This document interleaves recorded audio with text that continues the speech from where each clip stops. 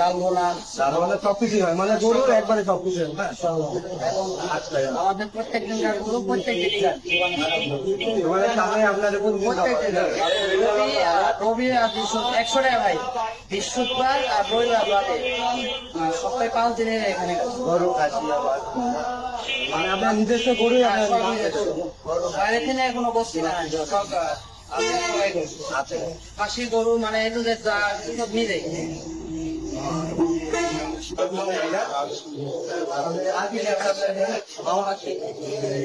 গরু মাংস